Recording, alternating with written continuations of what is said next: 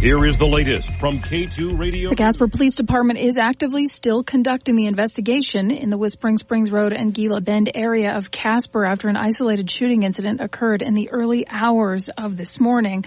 It resulted in the death of a juvenile girl.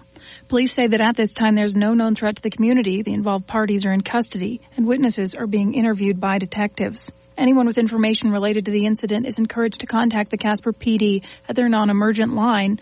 Although if you wish to remain anonymous, you can submit information through Crime Stoppers of Central Wyoming. So far, the county coroner has not released the identity of the victim. We will update this story when those details are available.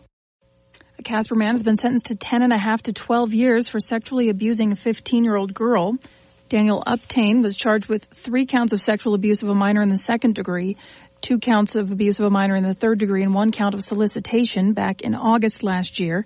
In October, he pleaded not guilty to the charges and faced the rest of his life in prison if he was found guilty on all counts.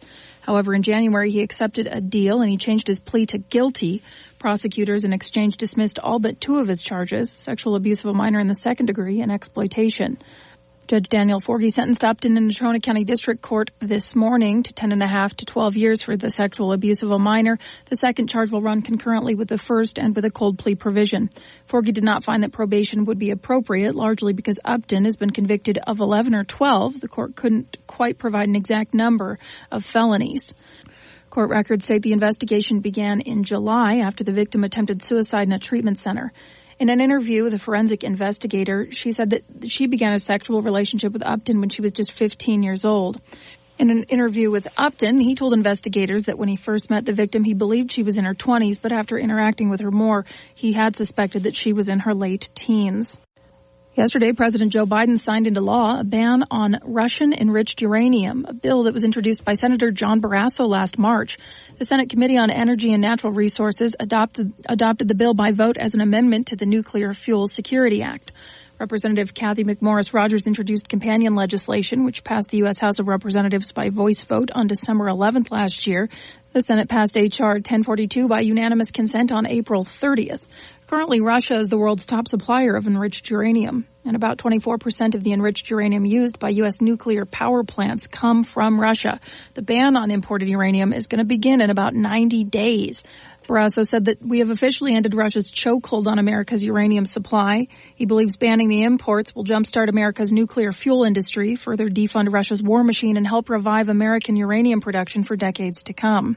As our nation's leading uranium producer, Wyoming is ready to do their part to power American reactors with American nuclear fuel. Barrasso says Russia's dominance of the world's nuclear fuel supply chain is coming to an end. The law also unlocks about $2.7 billion from previous legislation to support the U.S. uranium fuel industry. In other news, the Fort Casper Museum Association and Fort Casper Museum have invited the public to attend a dedication ceremony for 9 newly installed headstones for soldiers of the 11th Kansas Volunteer Cavalry who lost their lives while in service at Platte Bridge Station in 1865. That's going to take place Saturday, June 1st from 10 a.m. to noon. These headstones will serve as memorials for the soldiers, as in most cases, their bodies were never recovered and buried along the old telegraph route that they were here to protect. The ceremony will include remarks by Casper resident Elizabeth Jennings, who is a descendant of Private Adam Culp of the 11th Kansas Volunteer Cavalry, who is honored with one of the 9 headstones. Colton Sasser, also of Casper, and an Army veteran of the war in Afghanistan and Purple Heart recipient, will be speaking about the importance of honoring past veterans and the significance of their service today. Reporting from Casper, I'm Colby Feeder.